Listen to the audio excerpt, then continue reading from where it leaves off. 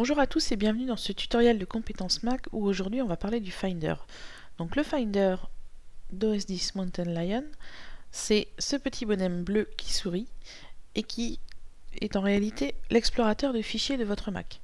Donc grâce à lui vous allez pouvoir accéder au contenu du disque, créer des dossiers, ranger vos fichiers, etc. Donc quand on clique sur son icône dans le dock, une fenêtre s'ouvre et par défaut, elle s'ouvre sur tous mes fichiers. Pour changer ce comportement, il y a une option disponible dans les préférences du Finder.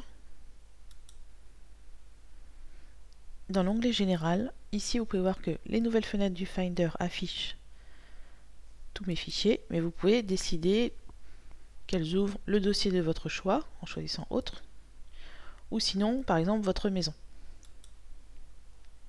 Donc, on referme. Si je clique à nouveau sur le Finder, c'est la maison qui est ouverte par défaut. Alors cette petite maison, justement parlons-en, c'est votre dossier utilisateur. Comme OS X est un système Unix, il est basé sur une hiérarchie spécifique. Et donc chaque utilisateur, donc là moi j'ai ma session Audrey Coulot, chaque utilisateur possède sa maison avec des dossiers qui sont créés par défaut. Lorsque vous démarrez la première fois votre Mac, les dossiers sont déjà là.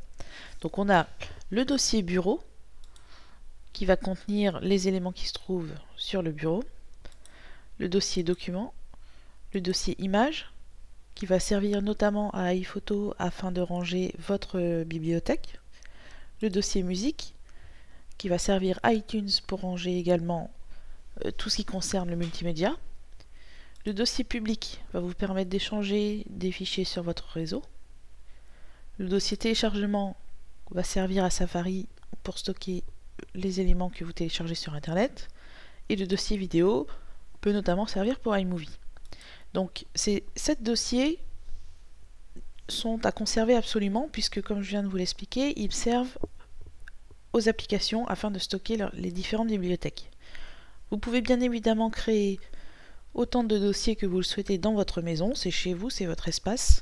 Le seul conseil à retenir aujourd'hui, c'est de ne surtout pas supprimer ces dossiers, puisqu'ils sont utiles au système. Dans un prochain tutoriel, nous verrons comment personnaliser la barre latérale et la barre d'outils de la fenêtre du Finder. Le Finder, vous l'avez sûrement remarqué, est toujours ouvert. Il travaille en tâche de fond, pour être toujours disponible au cas où vous voudriez enregistrer un fichier ou accéder directement à un élément.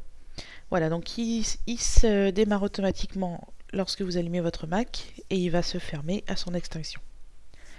Voilà, je vous souhaite une bonne continuation sur votre Mac.